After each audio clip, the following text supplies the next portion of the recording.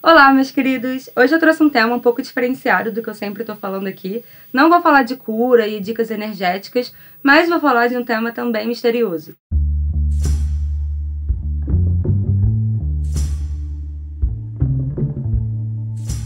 O que eu separei pra gente é o Edifício Joelma, antigo Edifício Joelma, atual Edifício Praça da Bandeira, que é o endereço de um dos maiores incêndios nacionais. E recentemente eu estive em São Paulo, visitei esse local. Aliás, máximo respeito aos envolvidos, às famílias e às pessoas que sobreviveram. Mas eu tinha um desejo oculto de acessar esses temas misteriosos e subliminares, e, enfim. Foi uma visita, assim, um tanto macabra ir nesse local. Primeiro porque muito se fala que até hoje, 45 anos após o incêndio, ainda acontecem relatos de funcionários e pessoas que moram ali nas redondezas relatando coisas esquisitas ou acontecimentos medonhos naquele local. Com muita coragem eu fui lá, mas também com um certo receio de estar brincando com forças ocultas e energias que eu não gostaria de acessar sem o respeito. Eu conversei com porteiros e funcionários do edifício Praça da Bandeira. Eles me contaram algumas histórias que aconteceram com eles e de outros funcionários que já se demitiram do local. E antes disso, antes de eu compartilhar com vocês essas histórias macabras, esses relatos das pessoas que estão ali pela redondeza, eu vou contextualizar um pouco o que foi o Edifício Joelma para quem não sabe. No dia 1º de fevereiro de 1974, um curto-circuito no 12º andar do Edifício Joelma ocasionou o que seria um dos maiores incêndios nacionais. E naquela época não existiam medidas que hoje são obrigatórias, muito também por conta desse acontecimento, de escapamento pelas escadas ou heliporto, enfim, maneiras de se salvar num incêndio. Então foram horas de agonia para todas as pessoas que estavam presas naquele local e para quem também estava do lado de fora assistindo. Pouco a pouco, a rua do edifício foi ficando tomada cada vez mais por carros e curiosos e pessoas que estavam agoniadas com aquela situação, um fogo que não conseguia ser controlado, os bombeiros tentando de tudo, mas sem poder também se aproximar tanto, porque não existiam helipontos, não existia maneira de socorrer aquelas pessoas como a gente tem hoje em dia. E em meio a tanta história bizarra e triste que aconteceu nesse local, existe uma que sempre me chamou muita atenção e é até hoje mencionada pelas pessoas que conhecem essa tragédia, que é a história das 13 almas, que eram 13 pessoas que tentaram escapar pelo elevador e morreram abraçadas e foram encontradas coladas, como se fosse um corpo só, sem que os legistas conseguissem identificar o corpo de cada uma, então elas tiveram que ser enterradas juntas e ficou conhecida como a história das 13 almas. Eu fico arrepiada só de contar isso. Eu, de fato, me sinto muito... não é envolvida com essa história, porque eu nem era nascida quando ela aconteceu, mas é um nome, né, Edifício Joelma, que me acompanha desde que eu sou criança, quando eu vi no Linha Direta, o tão famoso Linha Direta para quem gosta de casos misteriosos e macabros. E desde lá eu tinha esse desejo de visitar esse local. Então, um dos outros desejos que eu tenho é visitar o cemitério em que essas 13 almas estão enterradas, porque o zelador, que até hoje trabalha lá, eu chequei essa informação, ele conta que no início, de madrugada ou até mesmo de dia, as pessoas ouviam gritos, e não era ele ou só funcionários do cemitério que sabiam da história das 13 almas, pessoas que estavam transitando por lá ouviam esses gritos. Então, vários fiéis e até mesmo funcionários colocam, até hoje, um copo d'água em cima do túmulo. E na época eles acham que nem era copo, eles jogavam mesmo água para ver se aquietava a alma daquelas 13 almas. É uma história muito triste, mas ao mesmo tempo a gente imagina a comoção que deve ter sido para essas pessoas se abraçarem no momento de desespero e esperar a hora da morte chegar. Também tem outras histórias em que a gente pode ver nos vídeos. Eu consigo deixar o link aqui para vocês de alguns vídeos que eu usei como pesquisa, e tem bastante imagens, que eu não sei se eu posso botar aqui no vídeo, mas tem bastante imagem mostrando a agonia das pessoas, como elas ficavam reunidas em uma única parte que não estava pegando fogo, esperando o fogo chegar pelas paredes. E toda vez que eu vejo um filme de terror, ou qualquer coisa do tipo, não precisa nem ser terror, e vejo uma parede pegando fogo, invadindo o espaço que as pessoas estão, eu lembro de como deve ter sido para essas pessoas ver tudo tomar fogo, inclusive o espaço delas.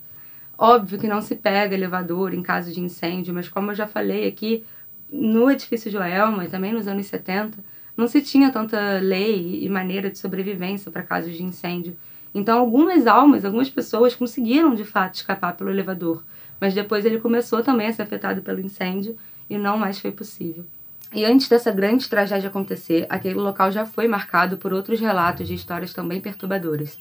Para ser mais exata, em 1948 aconteceu um assassinato muito sério num terreno que é bem próximo ao edifício Joelma, onde depois aconteceu todo o incêndio.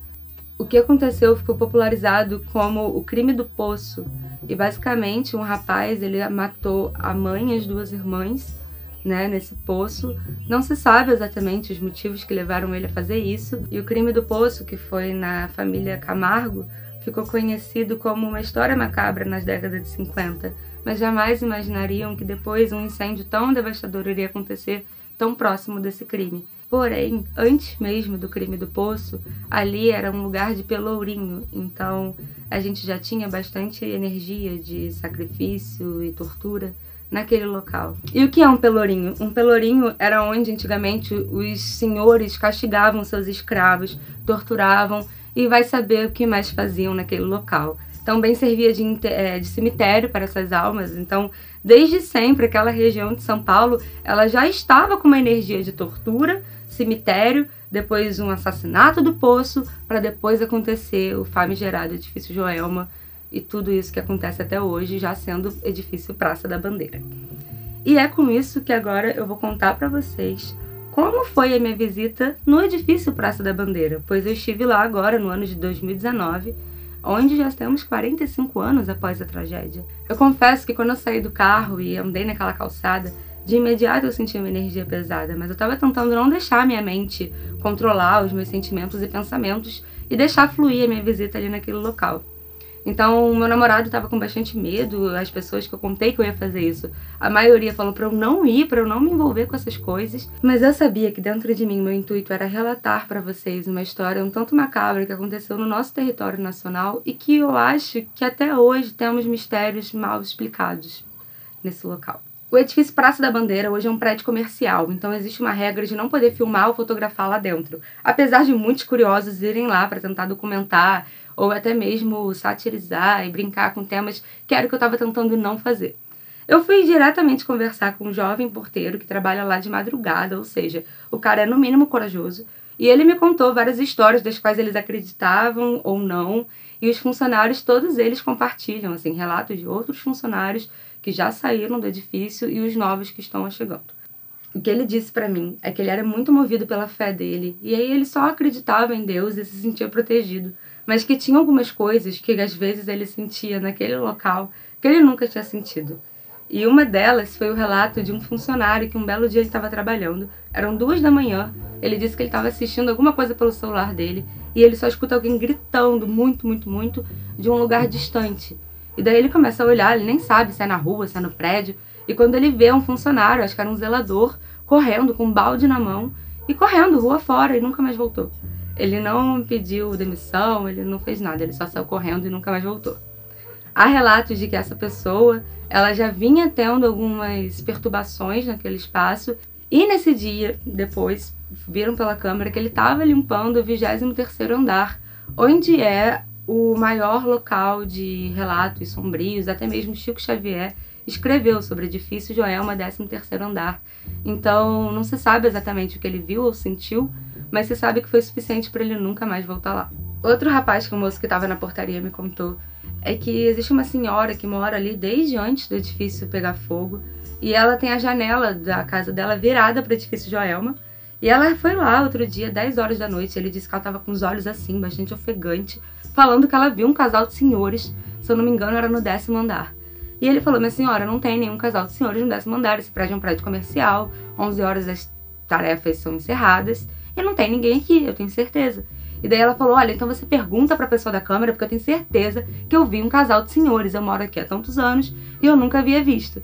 E aí ele, com toda a paciência, foi lá, pediu pra ver, pra averiguar, e não tinha ninguém.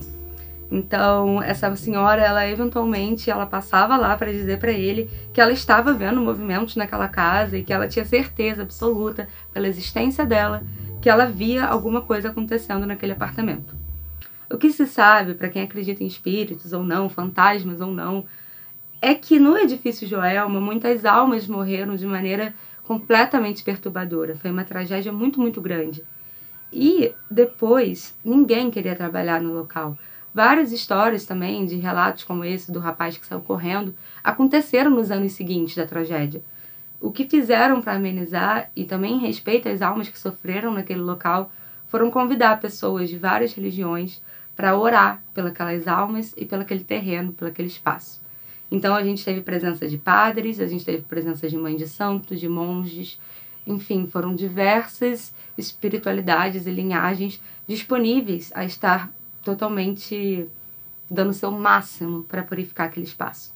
E mesmo assim, com muito trabalho espiritual feito, esse moço diz que ele ainda sente alguma coisa estranha, mas que hoje em dia é tranquilo.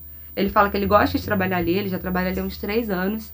O máximo que acontece são pessoas como essa senhora assustarem ele eventualmente, porque não é todo dia que você está trabalhando e chega alguém falando que está vendo um espírito de 2 senhores, mas ele não acha que ali aconteça tanto sofrimento no mundo oculto hoje em dia. Essa tragédia deixou mais de 300 pessoas feridas e um total de 183 mortos. E é por isso que, por mais que eles tentem reinaugurar o espaço e a proposta, não tem como esquecer o que aconteceu ali, tanto na tragédia do incêndio, como antes também, como eu contei para vocês.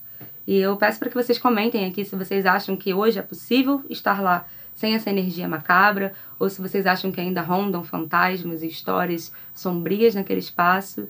E, enfim, relatos de espaços que vocês tenham ido, ou até mesmo o Edifício Joelma.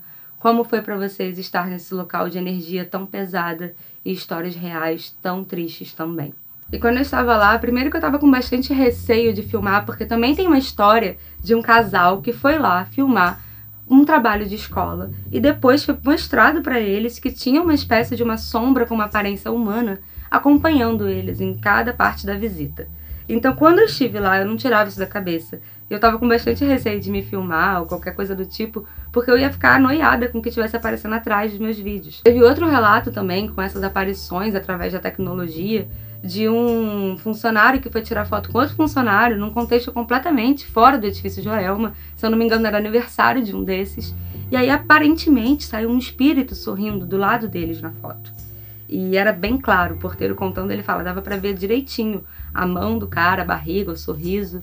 E, enfim, a gente não sabe o que acontece no invisível de fato. O que eu sei é que a energia daquele local, seja porque as pessoas pensam sobre isso, ou também porque pensam e aconteceu muita coisa triste, mas o que eu sei é que a energia do local é de fato pesada e me gerou medos que eu achei que eu nem teria.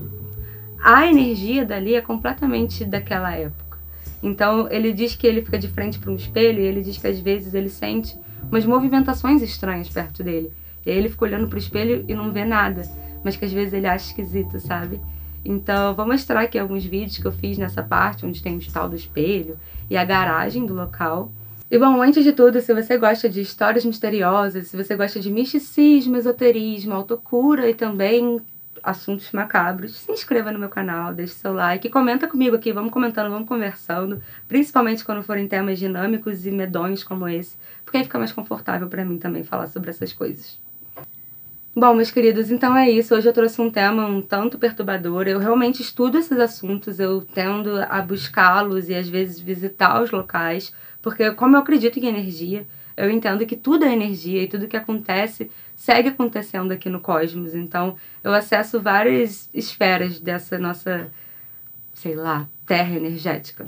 E fica aqui o relato e uma visita a um lugar com uma energia um tanto diferenciada. Espero que vocês tenham gostado. Lembrando que a gente respeita todas as famílias dos envolvidos no incêndio, enfim, pessoas que sobreviveram também. Máximo respeito a essa história e um beijo e até mais.